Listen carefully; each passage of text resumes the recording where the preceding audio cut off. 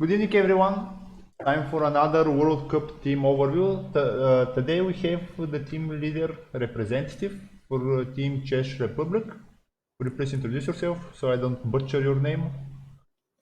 Yeah, my name is Vojta. I'm just a Czech player. I used to play in London. I used to play in England, but now I'm back in Czech Republic, so I play for Czech.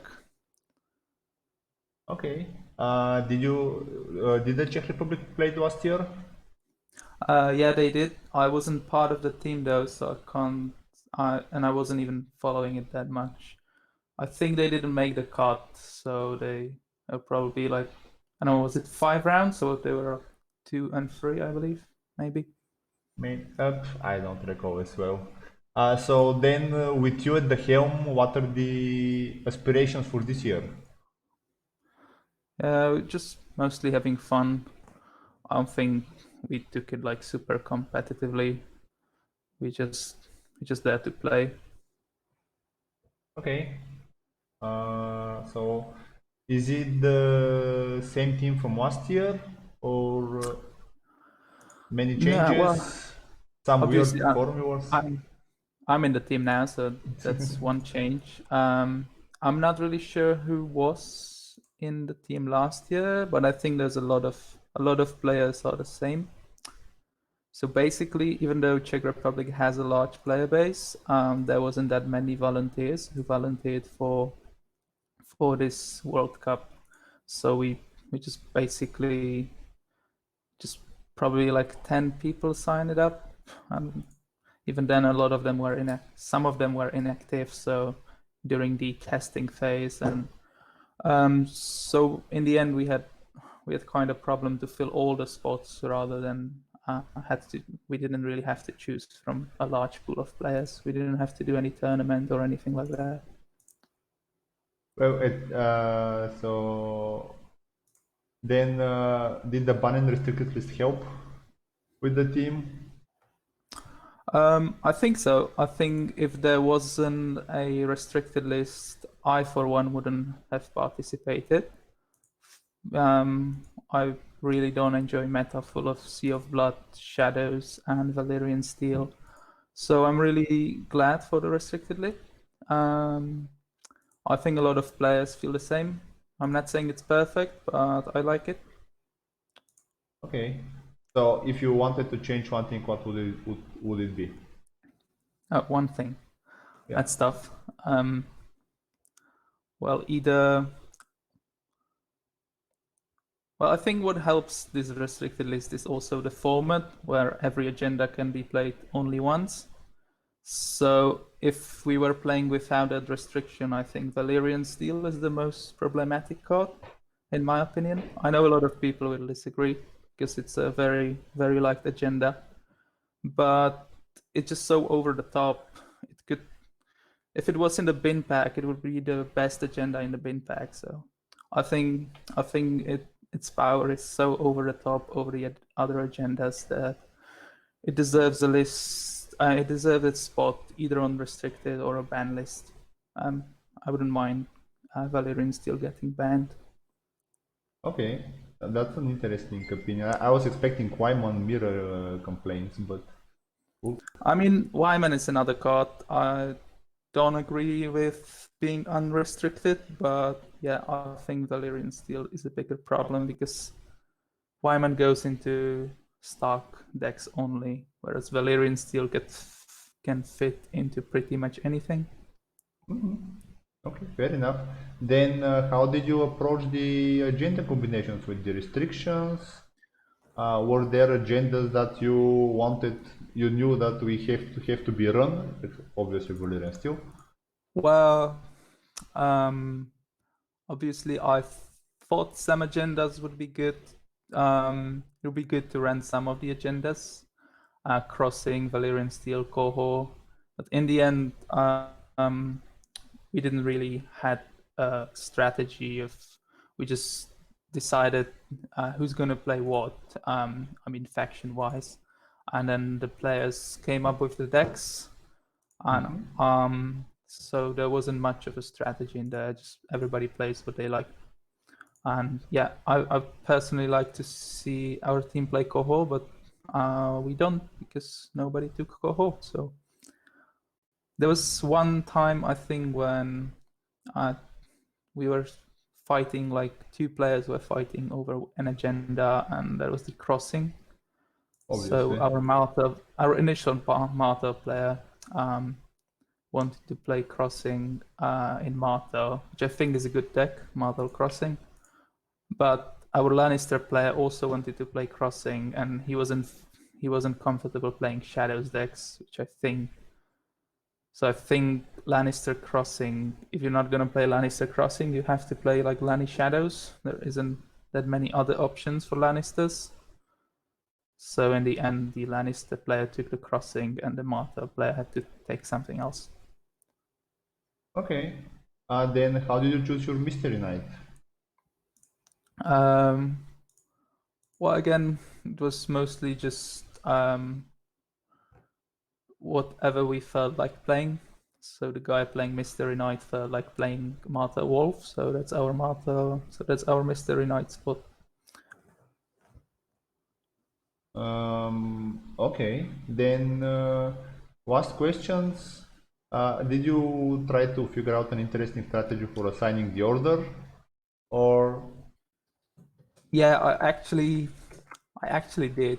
Um, it's it's probably not that interesting, but I just thought if somebody did 1, 2, 3, 4, 5, 6, 7, 8, 9, like from the alphabetical order of the factions, so like Baratheon first, stuff like that, then I was trying to give us ourselves the best matchups against that. But in the okay? end, I don't think anyone did that, so it didn't really help. So it might as well have been random.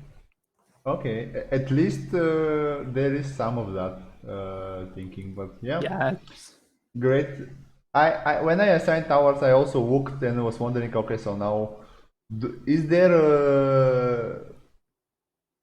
should I metagame myself in thinking that that will help or not? And in the end, decided not to think much about it. And then, so we're gonna jump into the deck overviews. So let's see what your players decided to play. all right. First, we have Baratheon. Banner of the Lion. Why banner? I mean, you mentioned that most of it is people's preference, but why Lion? And it looks like to be shadow shenanigans. Yeah, so it is like you said, it's mostly the player's choice. Obviously, we looked at all those decks as a team. We provided some insight or help or like constructive criticism, but in the end, it's up to the players whether what changes they make and how they make them.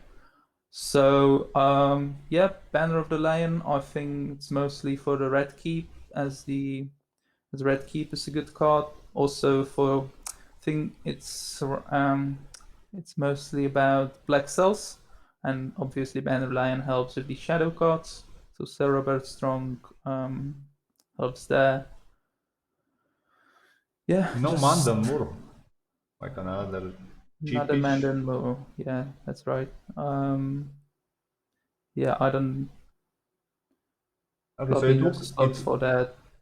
it looks like an interesting mix of control and rush. So yeah, one of the more interesting decks. I think it's mostly a control. There's not that much of a rush in I it. mean, I see a Zora hide there, so Yeah, but that's mostly just to push the challenges through for a pinch of powder and maybe put it on Gregor Clegane, which could be fun. Oh, definitely, definitely could be fun. Okay, next is the gradualists. Looks like the obvious choice here. Something more to what? yeah, it was it's just the regular Greyjoy list, Greyjoy Prince that was promised. I think so. It runs Euron Crow's Eye as the restricted list, as the restricted card.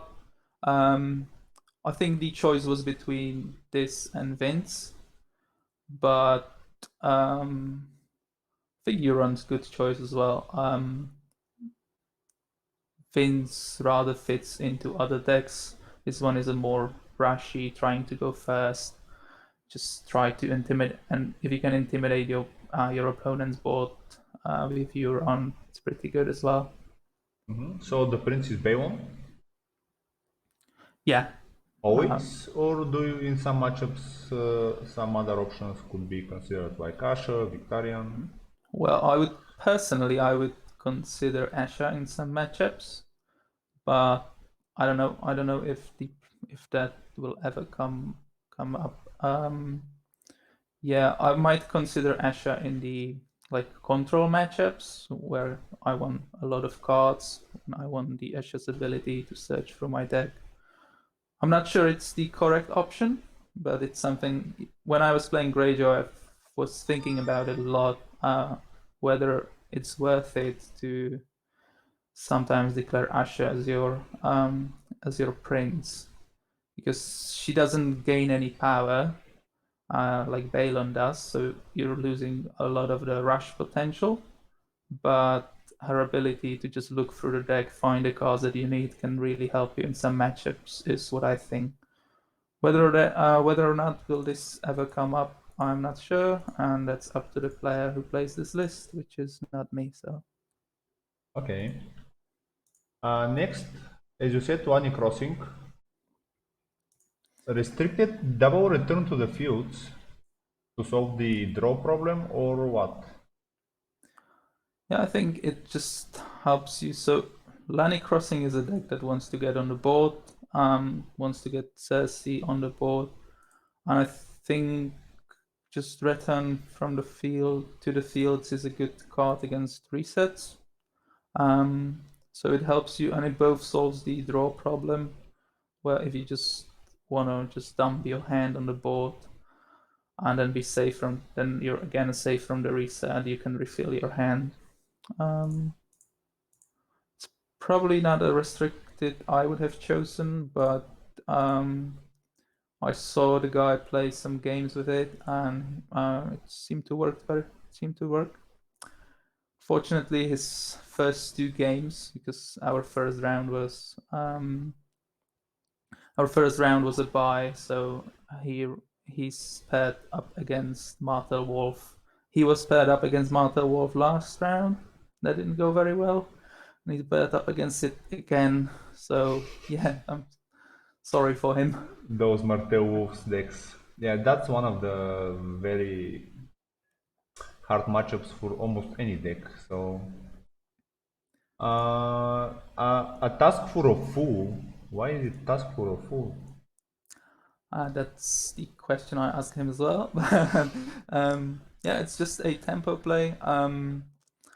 It's basically the best one you can get into play is probably Janus Lin, which is fun. But you can also get some other guys into play. I'm not sure. I think Exactly. Shay is the other guy that could come in. It needed 2 strength, I think. So Shay is another prime Oh, target. 2 strength. Yeah, then there are Adapting Septa, which is another interesting option. Adapting Septa is like when you win a challenge, I don't you just sacrifice her to choose a location or character, and it gains a power. So it's like a half of superior claim, but as a character with an intrigue icon, and just an interesting choice and another possible target for a task for every fool, I guess. Okay, next should be the first Martel list, which definitely pretty interesting choice here. So something to Yeah, that's the list I play. I'm very pleased with it. I don't know how well I'm gonna do, but I really like the list. So it combines the bribery and mercenary contract to steal your opponent's guys, which is obviously one of the most broken interactions in the game. And again, I think it's one that should be restricted at some point, even though it doesn't have the results yet. So, but yeah, so that's there to steal any big characters, and then there's a lot of attrition through the plots, Morgulis, the Harris. Yeah, there's some interesting Retaliation. combos with Dario, Mercenary Contract, and Orphan, where you can just steal the guy, return it to hand. Aegon. Initially, there was Patience in the deck list, but then my teammates kinda insisted that I don't play it, which was again another fun combo, another fun card. Is Patience, which you can just an attachment that you can attach to a character you control. And in the challenges phase, you can just return them to the hand, so it can keep your guys safe from the reset. It can recycle your Aegons and stuff like that. But interestingly enough, there's also another fun interaction where you can steal somebody with Dario, then gifts for the Widow for a Patience on them, and then return them to hand again, which is fun when it comes up. It doesn't come up very often, but when it does, it's very fun indeed. Yeah, but they kind of bullied me into playing without it, so hence the name of the deck. Yeah, there are definitely. I see some of the big neutral hitters here, but without Last of the Giants. Yeah, there was. I didn't feel like I need a Varys here because I can reset the board, and whatever I cannot reset, I can steal then. Last of the, and then there's Meg the Mighty, which works very well with Desert Raiders, and also with the style of the deck, which is trying to attrition your board, so just keeping the board as small as possible. Yeah, I didn't feel like I need the, what is it called again? The Last of the Giants. Because it's just a temporary play. Which, yeah, it works in some decks. I think if you're not running Varys, it doesn't make that much sense to play Last of the Giants. Okay, fair enough. Next, Martel Wolf, the beautiful deck.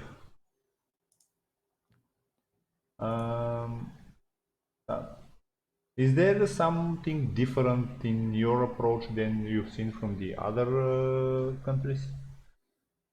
Have you checked the other countries' decks? I haven't really. I think this is mostly based on the Lennart's list that won the worlds last year. I mean, not last year, but the year before. I'm not sure what exactly are the changes here from Leonard's list. I think Carhold is a new card. It wasn't, or was it out back then? No, Carhold wasn't in Leonard's list. It's a relevantly newer card. So. Yeah, so Carhold seems to be the new card.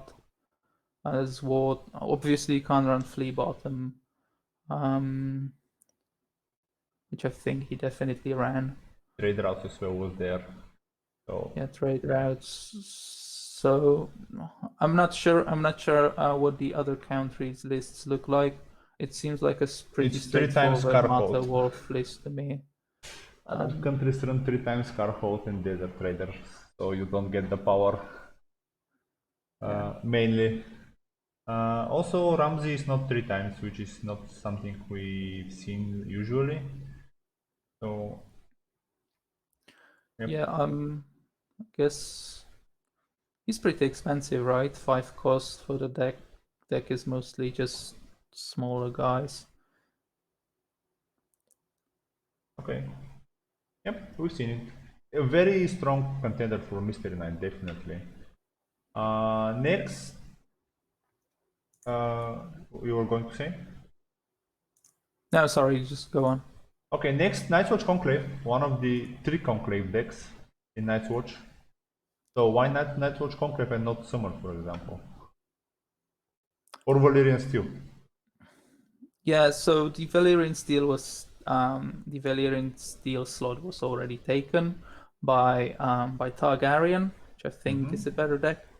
Also, I think the Night's Watch player, nobody wanted to really play like a regular, like either builders nobody from our teams would like to play builders or any of the Valyrian Steel deck. So I think this is a kind of interesting deck that I kind of like. It's again a bit of an attrition with recruiters, Mega the Mighty, and recruitment.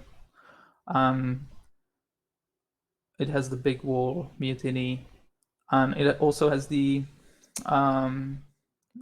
conclave. So Meister, what's his name? Meister Marvin, yeah. Meister Marvin is the card that really makes the conclave lists worth it sometimes. So sometimes they're always worth it. I mean, Marvin is amazing. Marvin is amazing. Marvin with conclave is amazing. Problem is if you don't find your Marvin or if your opponent deals with it, then it's kind of a suboptimal situation where you have your deck full of rather suboptimal characters. And he's the only piece that keeps this together, right? So once that deal with Marvin, you have a rather suboptimal deck. But it's fun. If you have Marvin, you have 9 cards in hand, 9 extra cards in hand that cannot be touched by opponent. Well, they finish pretty quickly with Marvin on the board, especially if they are the right cards. That I can tell you from experience. Yeah, it's great. It's great combo. Marvin helps you find the pieces, right? Mutiny and Wall. Yoren is a busted card, so just being able to find him more consistently is really good. Yep. Okay, so that is probably the third version of Nightwatch Conclave. All the 3 Nightwatch Conclave decks are completely different, so it's good to see that how much flexibility the agenda gives. Not that Nightwatch is that flexible, but the agenda at least. Next is Stark Fealty, Mirror Read, obvious choice. Something more to add to the deck? Why Fealty? I mean, Crossing obviously was taken. But yeah, I think Crossing was taken. I don't know what other. So if you don't want to play the attrition style, I think there's definitely like a Stark Knights of the Hollow Hill deck that you could play. I think there is maybe even Stark Grains. I'm not sure about that though. How much the agenda helps you. But Filthy is great option for Stark. They have a loads of loyal cards, loyal characters, loyal events that are really great. I Am No One is a great card. Winter is Coming is a great card. And just a general Stark good stuff deck. I think this one is based on the list that won Starlek last year, looking at it, which is, I think the player playing this list was testing a bit different deck for most of the part before the tournament, and then he kind of switched last minute to this version with Arya's Gifts, Milk, and stuff like that. I can't really speak why. I can't really tell why. Probably testing wasn't going well for him. So I mean, it has Fat Caitlyn and Double Winter Festival, so it's surprisingly fast. Also Wildfire Assault, so it could win out of nowhere.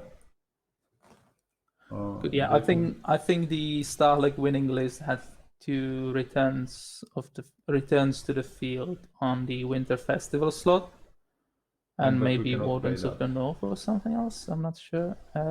I'm not really sure. So yeah, Winter Festival is a decent card. There's not that many summer plots nowadays, especially with Trade Route ban, and so just getting 2 powers for free is really good.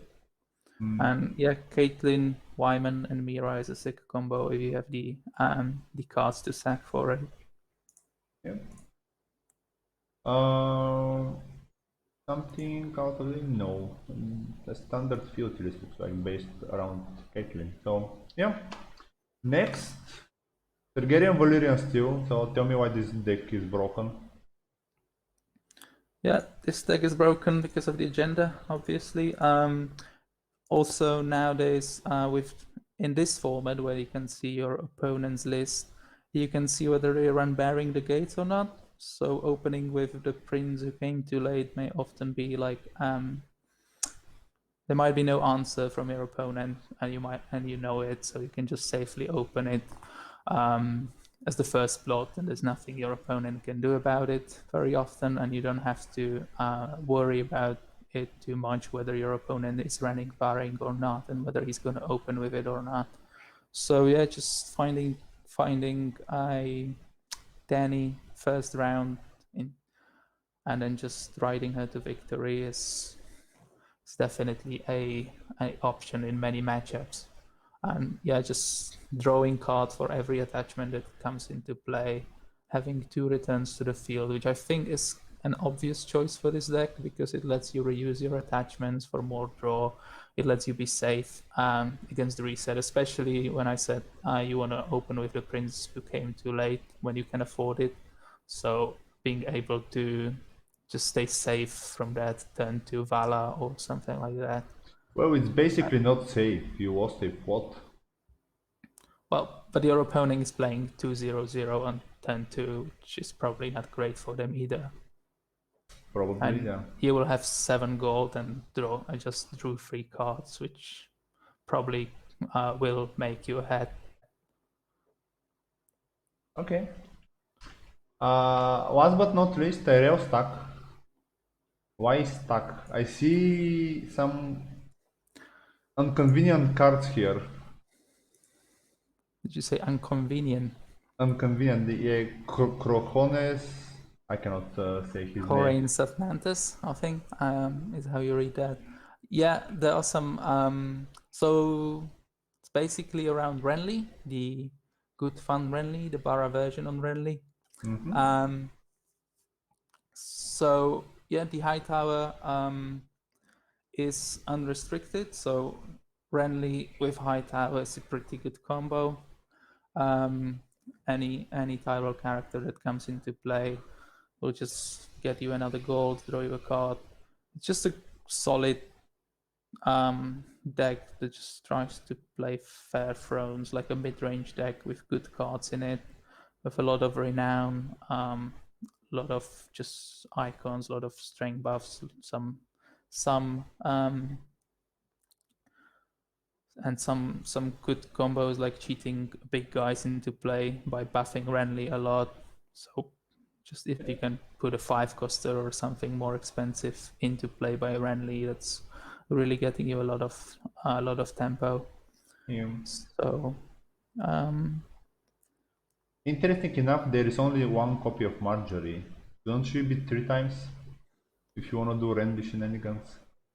I don't think that's necessary. So I think there's a lot of strength buffs even without Marjorie, or with Marjorie is a one-off. There are Warhammers, there are the Lyseni Galleys, there are the Arbor Marketplace. Not sure if Arbor Marketplace can buff non-Tyrell characters, right? Yep, Arbor Queen as well. Tyrell and Arbor non-Tyrell. Queen. So there's a lot of string buffs. So I don't think Marjorie is a free or is necessary. Okay. Definitely a different look at the Tyrell. As always, fresh air is nice to see interesting interactions. I'm a huge fan of the High Tower Knights and Barris Nasiomi combo. Yeah, so definitely just keeping kneeling your Barristan after standing phase with the High Tower Knight, even possibly drawing a card through from High Tower for it, and then being safe from Valar is fun. Yep. It's a fun play. Also additional gold for the next plot phase because you do that in taxation. Yeah. I think that's it. We went through the decks. Any closing words? Encouraging to the team? No, I think don't have anything else to add. Okay. Then thank you for joining me. Thank you for agreeing for the interview. I know it's hard to find time these days, although we are always at home. Thanks for having me. Thanks for this. And see you around. Yeah, see you around. For the people that are watching, tomorrow we have interview with Israel, one of the newcomers to the league. Currently, everyone here was veteran, but tomorrow will be Israel who joined this year. So talk to them tomorrow. Thank you everyone for joining, and bye bye. Bye.